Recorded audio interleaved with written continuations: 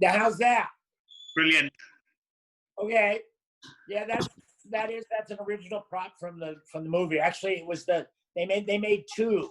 And I got the backup one. The director got the first one, but the first one's all torn up. That's fantastic. You managed to keep that. Mm-hmm. Pride and joy, I'm assuming. Yes. Oh no, I keep him proudly in I have a little art corner of my of the house. Now a very small corner where I have some of my artwork put up, and he's sitting right there prominently. Brilliant. That's fantastic. Yeah. Should we get started then, Clint? Sure, let's go. Right, perfect. Firstly, thank you for doing this interview. It means a hell of a lot. I know, like, fans on my page are going to absolutely love this. Ice Cream Man's a bit of a fan favorite, so. Well, listen, I enjoy it. I always have, and especially now as I get a little older, it's fun to kind of go back and talk about this stuff. And I've got my mom's gift of gab, her side of the family. The Spiegels were all talkers. Yeah. And I've got that going for me. So between being mom's son and being me, it might be pretty entertaining. Good to hear. Well, firstly, obviously, Ice Cream Man has gone on to become like a massive cult classic since it came out. Obviously celebrated his 25th anniversary this year. Congratulations. Well, thank you. That just means I've lived a long time. Did you think it was going to be as big as it is now when you were making it? Well, I remember having pretty high hopes for the movie. Well, you know, when I saw it, it was at a time in my life where I was really eager to get the work. And, you know, the opportunity came up to play the part. I took it, and it was a fun character immediately to play. And the director, Norman, was really encouraging me to kind of go nuts and create a crazy character, which I did. So yes, I had hopes for it to be something that would last this long. You know, you can't bank on that. It's just, it's the way it is, you know? But I'm certainly, you know, I wouldn't say, to be honest, I wouldn't say that I'm really proud of the movie. Sorry, David. But I'm proud of kind of what it represents, you know, and it was big fun. So there it is. Brilliant. Obviously, back in 2014, you and the film's original director, Norman Epstein, you started crowdfunding for a second film called Ice Cream 2, Sundae Bloody Sundae. Like, great title, first of all. Can you tell me a bit more about the background and like what would have happened to Gregory Tudor in that film? Well, the idea is not dead. I mean, Norman had this kind of plan of doing this crowdfunding thing, and the one lesson that we learned is how the horror fans are extremely loyal, but they don't have a lot of disposable income. And the contributions that came in were earnest and solid, but they weren't nearly enough to get us going in the direction that we wanted to do this thing in. But, you know, I certainly couldn't play the Ice Cream Man anymore. But what I could play is maybe that little voice that sits on the shoulder of a current Ice Cream Man, goading him into doing dastardly stuff. And I played a character in a film, a small little independent film called Planet Ibsen several years back, and where I played what one of the characters envisioned Henrik Ibsen to be. So I was sort of like an intellectual Beetlejuice. And in a way, my character, Gregory, in the next installment of Ice Cream Man would be that kind of horrifying Beetlejuice that is sitting on the shoulder of this character. He doesn't really realize it, but he's going nuts. Yeah. And because he's got me on his shoulder. And we found a lot of fun ways to incorporate my presence in the film. But, you know, listen, the horror movie, the genre is a young genre. I'm 61 years old now, and I certainly don't want to be Pee Wee Herman of horror movies. You know, I am who I am, and although Paul, listen, I say that about Paul Rubens. Paul is a great guy, And, he just creatively chose to keep Pee Wee that age. And I have creatively chose to allow Clint to become Clint. I found it 4 or 5 months, we couldn't have done it anyway. I on my shoulder. I guess all the years of patting myself on the back has caused a shoulder injury, and I'm going to have to get that taken care of. But if getting fit and strong enough to mount a couple of $100,000 little horror movie, the one thing that Norman and I have talked about is, it was a complete gamble. For time Goonies had come out, and he sort of wanted to try to mix genres. He wanted to try to do a kids horror movie. And in fact, once he made it, he realized that wasn't going to work. And so, this one would be adults, it would be horrifying, and there would be kids in it because, of course, kids chase the ice cream man. But the thing wouldn't be centered. It wouldn't be kid-centric. Anyway, those are our ideas. But until somebody throws a suitcase full of money down at our feet and tells us to go off and make it, like I've got surgery to do. Yeah. Do you ever think we'll see that film, or? I'm a very cynical member of the entertainment industry. I would probably put the chances at 25 or 30%, which is actually pretty high. Most projects have about a 5% chance of getting started. Really, really, really good projects. There is so much that can submarine a thing, so much that can make it so life's too short to even get involved in it, whether it be the rights, whether it be getting people haggling over the casting, because, this is a business. Yeah. And finally, you have to answer to the money. And the money is going to have a seat at the table in terms of who they want to have in it, what kind of movie they want to have made. And that becomes sort of a dance that you have to do. Yeah. And I've been around that dance all my life. I certainly wouldn't mind playing that dance. It's one of those practical things. The fans think that making a movie is just about passion. You get an idea and people seem to enjoy it and you just do it. Well, it's not quite that simple, but I would put it relatively high. I would put it higher than doing a remake of Evilspeak. Okay. And Evilspeak is not completely off the table. First of all, Evilspeak would be such a brilliant remake. Not a remake. You would do an extension of the story because Stanley certainly lived, and if you remember the movie Evilspeak, the computers that Stanley was using, were pretty archaic. And can you imagine if, in fact, demonic energy got inside of the internet? Can you imagine hell it could raise? And we started it all. Evilspeak really introduced that idea, and I think it would be fascinating. Evilspeak again. Yeah, that would be pretty cool. They did do an episode of Buffy the Vampire Slayer similar to that storyline. Yeah, but were they the original? The original Stanley Cooper. Now wait, you know what? If you just want to talk nuts and bolts of show business, that one is more complicated because the rights of Evilspeak are spread throughout the world, and in fact, I believe there's a fellow that owns a big piece of Evilspeak that lives in Syria, and just I believe one time the director Eric Weston was trying to chase down the rights, because he has, in some regards, he has the rights, but he doesn't have the rights everywhere. And at one point there was, 21 copyrights applied to Evilspeak. So untangling that from a legal standpoint is complicated, and no person in the entertainment business is going to get started on something if they don't have the lock solid right to make it. It would be a shame to get halfway. It would be a shame to get halfway through a project and realize that, well, no, you don't even own the right to make the project. Wow. Yeah, that's true. So anyway.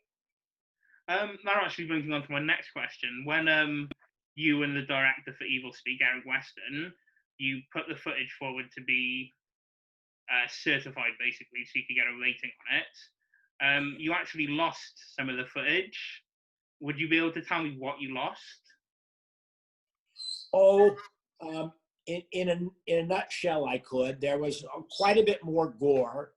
That particular year, there was, I believe, Raiders of the Lost Ark had come out, and there was a sequence where somebody pulled a human heart out of somebody's chest, and Steven was able to get that rated R, and yet for us, they said that was a non-starter. That there was no way that they were going to be able to show the Sarge pulling Bubba's heart out. Yeah. And so they had to lose quite a bit of that footage.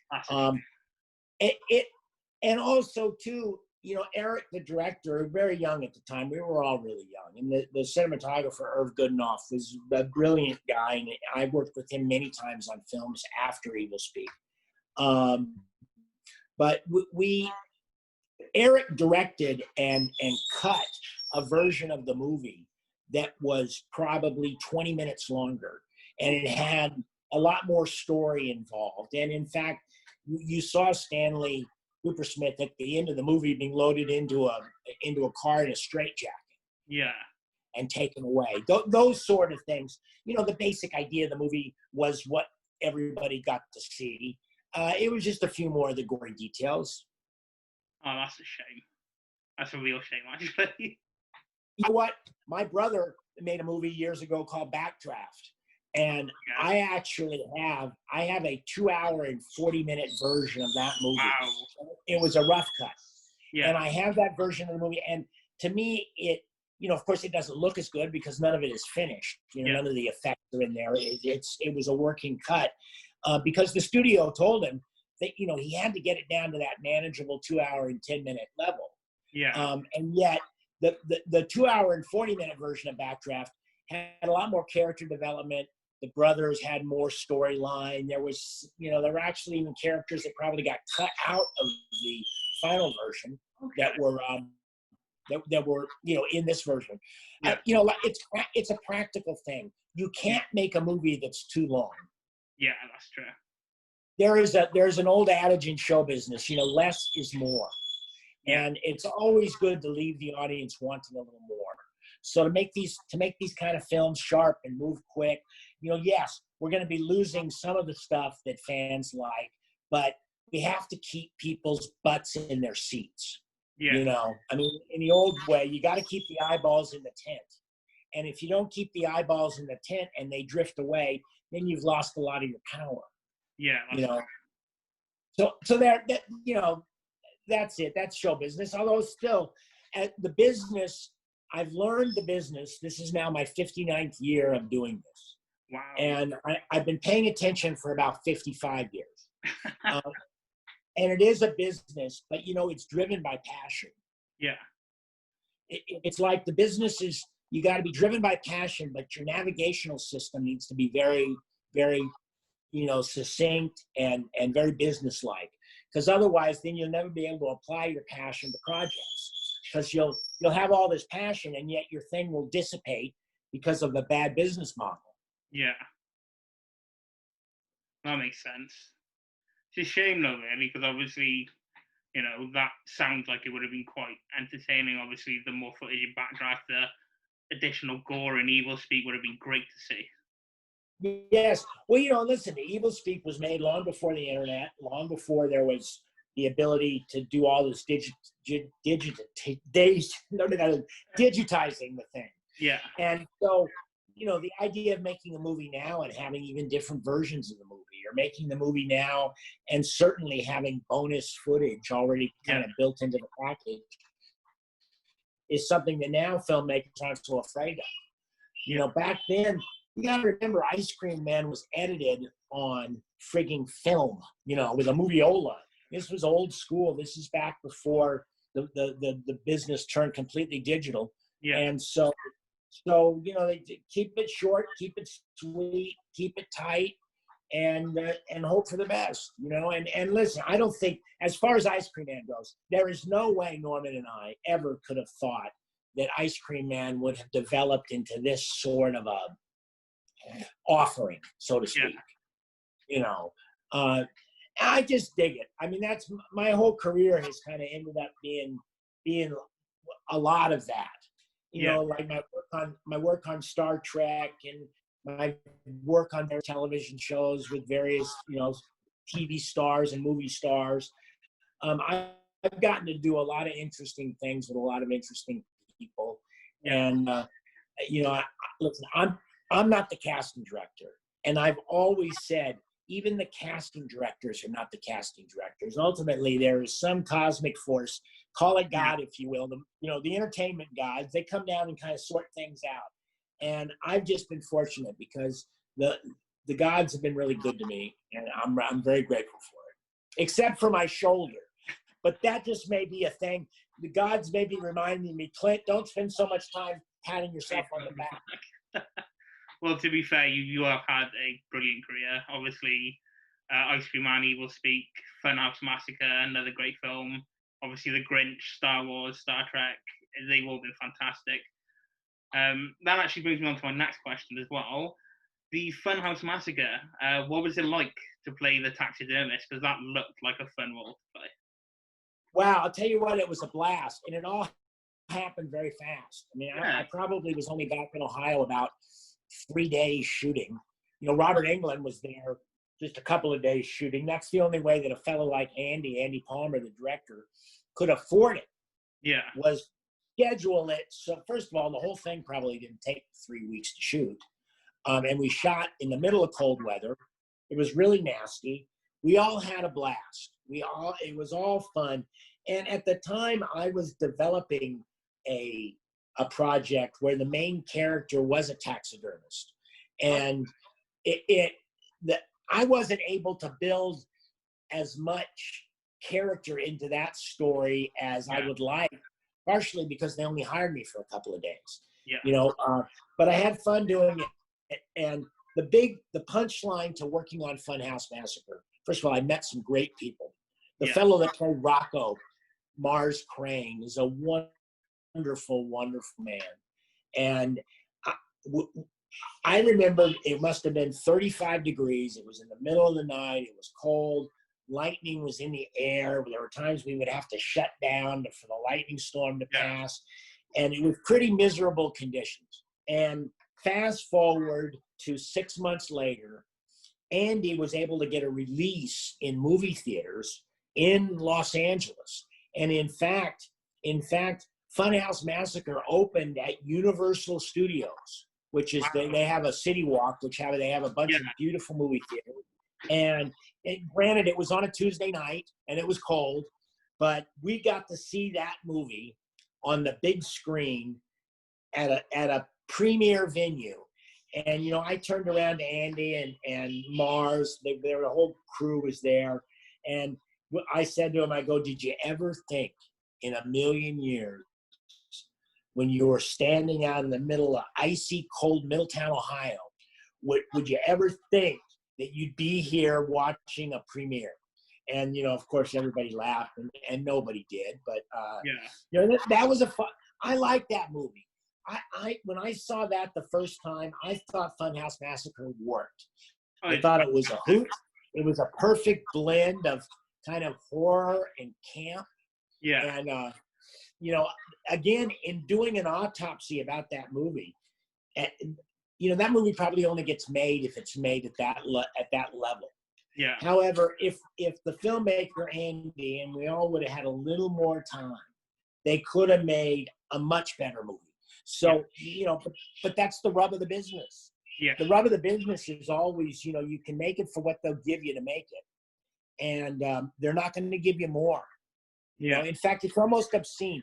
I get mad when I hear about some filmmaker who's got some power going way, way over budget, because I respect the money. The people that put up the money to make the movie, they put their testicles on the line on a business sense to get the movie made. You know, my God, they're the ones giving us a chance. And for a filmmaker to then kind of slap them in the face and then come back wanting more money, more money, more money. I wasn't born that way. I wasn't. Yeah. Mom and dad didn't raise me to be that way. So you know, I still have hopes of maybe being a filmmaker and directing a few films. Yeah. And I certainly, my number one priority, as much as I want to do the material right, I want to make the fans happy. I want to treat the actors with respect. But it all starts with treating the fellow that lets you make the movie with respect. Oh, 100%. Yeah. So, and listen, first of all, the people with the money would like that. And I would promise that kind of would happen. Yeah. It puts a handicap on the process. Listen, this whole making a movie thing, it's not easy. Yeah. There is so much that can go wrong. Oh, definitely. I've worked on a couple, and everything that can go wrong usually does go wrong. Well, nobody wants to start out making a crummy movie. Yeah. I mean, you might end up seeing a couple of real turd burgers out there and go, my God, what were they thinking? Well, in their minds, they were thinking, we got something, because I swear, only Mel Brooks and the producers, that movie where, we're going to make a bad Nazi movie on purpose. Yeah. No, everybody starts out with the best intentions. And, it just, for something to really work, it has to come together. The movie gods have to come down and kiss it. Yeah. What's this Taxidermist film you were on about then? That sounds quite intriguing. Well, I really, if I told you the Reader's Digest version, it would get me in trouble because somebody might go off and make it. But it has to do with it sort of has to do with a former child actor who gets kind of, society doesn't put him away, but he ends up kind of hibernating by circumstance for years and years and years. And during that time, he learns how to be a taxidermist. Yeah. And does it on his pets. And when our movie would take off, it would be when show business finds this guy again. And just for instance, if he was on a hit TV show when he was a little kid, and they rediscovered Shirley Temple, or they rediscovered, what some child actor, and they would try to make him famous. Well, what nobody realizes is they made this guy nuts. And so the last thing you want to do is take Frankenstein's monster out into the public and show him torches and pitchforks. And so that's the general premise of the movie. And I've come close to making it a couple of times, and it'd be a fun movie to make. Yeah. Of course, it's one of those things. I hold this all pretty loosely in my hands. As much as I would want to make it, I'm also really secure with the idea that I have to be okay if it never gets made. Yeah. That's understandable, to be fair. Yeah. Well, and also, again, age-wise, listen, I'll always want to act, and I'll always want to play my age. And I can always young up a little bit, but I don't want to go through my career sort of reaching backwards. I kind of like to always find a way to be going forward. And finally, I would end up having cast this movie because the lead of the movie can't be 70. The lead of the movie has to be 55 or 50, and which I could still do. And the same thing with Ice Cream Man. The same thing with anything. Yeah. I am not afraid in a few years to really be able to say, you know what, I've done this for 65 years or whatever the case may be. I'll be, and I'm going to retire. Yeah. And I've got a beautiful fiance. In fact, we just got engaged. Oh, congratulations. Thank you. And yes, it feels really good. And yes, we both want to stay active, and we both want to do fun stuff, but we also want to enjoy ourselves. And a lot of times in the throes of show business, it quits being enjoyable. Yeah. When you're in the foxhole of show business, sometimes it's downright crummy. Yeah.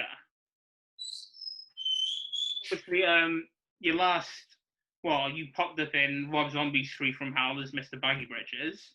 which Yes. is a great role. What's next for Clint Howard then, role-wise? Let's see. Do I have anything that's done that's getting ready to come out? The producer, a guy named Mike Elliott, a producer of Rob's that has done several movies, and I believe he was a producer on a movie I worked on called Carnosaur back in like 1992. This fellow Mike Elliott, he made a movie called American Pie: Girls' Turn. Okay. He sort of works. He works for Universal, and all the studios are doing this. They are pulling out all the titles they have, and trying to maximize what they have, which is understandable. So they're going to reboot the American Pie series, and Mike hired me to play this kind of quirky convenience store owner. And had a funny scene where there's a gal that's trying to buy condoms, and I don't quite understand what she's trying to buy. And there's a nun that's behind her, and you know, it's like American Pie. It was played for laughs, and so that's out there. I don't know whether it's been released yet. I've done a couple of things since this COVID deal has come up. I've done a couple of things where they've been virtual appearances in movies. Where one, I played a guest on a paranormal like podcast, and that it's being cut into the movie. Yeah. So I did that, and it's kind of fun when you can show up to work and not have to wear pants. Yeah, I know the feeling. I've been. I can see. My camera's not going any further than this. And by the way, this is Tranya. Nice. Pink grapefruit juice. Oh, very nice. And for years and years, I thought the idea of drinking pink grapefruit juice was an abhorrent thought. Yeah. When I did it originally, I'll never forget when Dad had the prop man pour him a big glass, and he drank it down, and he said, "Oh no, it's good." And he looked at me and he goes, "You're gonna drink the pink grapefruit juice, and you're gonna like it." And so anyway, though, but a few months ago, at the insistence of my girlfriend Kat, for medical reasons, I started drinking it, and it's not bad. So now I have a little pink grapefruit juice. I'll have to give it a go. I hope you relish it as much as I. And for my final question now, I try not to keep you any longer. Obviously, you've had a very successful and lucrative career in film and TV. On a personal note, what would you say is your favorite role that you've done? Well, I'll tell you, I can give you a long answer. Apollo 13 was the film that I worked on where I had enough of a role in it and thought it was a brilliant movie, and I was so proud of Ron. And I was proud of the way the movie turned out. I was proud of how we were able to do NASA right. Yeah, you know, it really was. I see it once in a while, and it doesn't fade at all. It's as well made. It doesn't age. There's hardly a false beat in that movie. And that's really rare when you can say that. After a while, you look at a movie and you go, well, yeah, I liked it back then, but that was in the 70s. And boy, it really shows its age. Apollo 13 doesn't show its age. I loved working on Ice Cream Man because I was the lead, and it was fun. And Norman, you know, his past interest in the pornographic film business made some of the sets kind of spicy and met a lot of fun people, and it was really a pitch in and make that movie. That's one of my highlights. Also, Evilspeak. Yeah. Evilspeak. First of all, the first time I really officially got laid was on Evilspeak. And so that leaves a personal memory. And it was a wonderful experience. And working on the movie, you know, I was really young. I was like 21 or 22 years old. And Irv Goodenough, the cinematographer, and Eric Weston, the director, they sort of brought me in as a collaborative, creative person. And the three of us really helped sort of work through some of the awkwardness of the script and some of the things that weren't quite getting fleshed out. We creatively we creatively, they included me, which made me feel really good. I mean, I have since gone ahead and been a part of shows as producers and various things like that. You know, but Evilspeak is something professionally that I've been proud of. Hey, there's a couple of things on YouTube. You know, I'm proud of the Clint Howard variety show. You know, that was a short-lived 6-episode thing that we did for this company that never really got on the internet. But the episodes are available to be viewed at, you know, Clint Howard variety show. And, you know, me and my partner, Barry Kearson, we put together this fun little thing where these, you know, we set up the premise that Clint Howard doesn't have a nickel to work with, and he's going to put on a variety show in a crummy back vacant lot, you know, and I'd wear a tuxedo, and we got the idea of putting the celebrity interviews in these little I chairs, and yet I was not going to blink. You know, by God, I was going to put on a variety show, even if it included underage Clint Howard dancers. A friend of mine had a dance studio. It worked out great. Well, we got to find the Clint Howard dancers, and my buddy Bob had a dance studio, and sure enough, they aged from, you know, 6 to 16. And well, there you go. Those are the Clint Howard dancers. That's fantastic. And I got a lot of you know, my friends, I call favors, you know, I call in favors, but, you know, something I believe in is I ask people on the clip who are involved in the production end of it, butt off. And I promise that if we do this again, you're going to get paid. And the business model worked out to where they wanted us to do more episodes, but we weren't going to make any money. And I didn't want to go ahead to my friends and say, hey, well, you want to work for free and kick your ass again? Yeah. You know, so that's another thing. You know, I don't want to abuse people. I don't want to use people. You know, I don't like getting used and abused. And, you know, it doesn't happen so much anymore, but it used to. Yeah. You know, and so anyway, that's sort of a mantra that I have. So anyway, I've given you a 5-minute answer on a simple question. It's a good answer, I got to admit. Well, and I'll tell you what, there's been a couple of things. There's a thing on YouTube.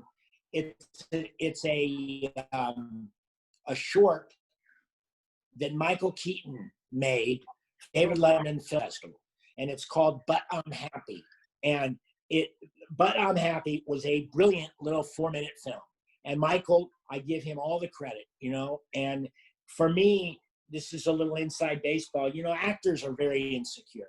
Yeah. And after doing that favor for Mike, getting the opportunity to go down and work on the thing, it was about a 45-minute ride home from me, from where I was working. And I did the thing, and I was driving home. I started feeling really crummy. I felt like that I had just squandered a really good opportunity. I felt bad. I felt like I threw up on myself. Yeah. And then a couple of months later, it was on the David Letterman show. And I saw it, and I went, wow, that's really good. Yeah. And it proved to me that me as an actor, I have a terrible seat to watch my performance, because I'm sitting here inside my own head with a million thoughts going on, and none of them are good. And then, so how am I supposed to then do my job and then criticize it or be a critic for it? Yeah. And so I learned that, you know what, I'm a lousy, I'm a shitty critic. You know, I just got to do my work and then let it go, which is something I've always practiced, and it's been a long time, but I've done that. And it started with that. And the payoff to that was the day after the Letterman program aired the Michael Keaton short, I got a call from the people that were making The Wraith. And Mike Marvin had seen it. And he said, boy, I had thought about Clint Howard to play this character, but I got offered the role. Wow. And that was rare, you know, and that was a blast. I mean, listen, again, you know, the one thing about The Wraith is I met 1, 2, 3, 4 actors that I'm still close with. And Charlie Sheen and I are friends. We've been friends a long time. We went a long time without really seeing each other. We hooked up on a TV movie a couple of years ago called Mad Families. And Charlie is a great dude. And what a great thing to reconnect with Charlie. But The Wraith was the kind of movie which rarely happens. It happened a little bit on Apollo 13, where you remain friends with the other actors. Most of the time, you know, everybody hugs, everybody exchanges phone numbers and stuff, and yet you never see each other. Yeah. You know, but for Apollo 13 and The Wraith, I've got friendships that have lasted a lifetime. Brilliant. That's great news. Yes. And people are always trying to do a remake of The Wraith. Yeah. Or not a remake, but a follow-through, a sequel to The Wraith. And I've told everybody, Nick Cassavetes and Charlie, and, you know, we're way on board. I would love to play Rughead, except now I wouldn't have to wear a rug, would I? You know, that would actually be kind of the joke, is Rughead's a baldy. But there's been some scripts written and stuff, but again, it gets back to that point. It's a lot easier to talk about making a movie than it is to make a movie. Yeah, 100%. Right, Vince, well, I won't keep you any longer. Thank you so much for doing this. Like, it's been absolutely fantastic. Thank you very much. It's a very pleasant interview. But one more thing, I brought him out here. You know, I think some people kind of know that I do snow globes. And oh, I didn't know that. My snow globes are fairly innocent, except this one is called A Whirling Dervish Gathers No Blood Clots. That's brilliant. Yeah, I love them, and I can most a snow globe inside of a snow globe, and you know, those kind of things. I also made a snow globe that's about 4 feet tall. I mean, the snow globe is the same, but the base is really tall. Yeah. And you know, the only thing I won't do, the only thing is, hey, you should do it when I sort of. Anyway. Yeah. Well, listen, Adam, it's been really a pleasure. It's been an absolute pleasure speaking to you too, Clint, and congratulations on the engagement again. Oh, thank you, Adam, very much, and a toast of trying you. A toast. I'll be sure to try it, and when I do, I'll let you know how bad it tastes. Yes, okay. Right, be truthful.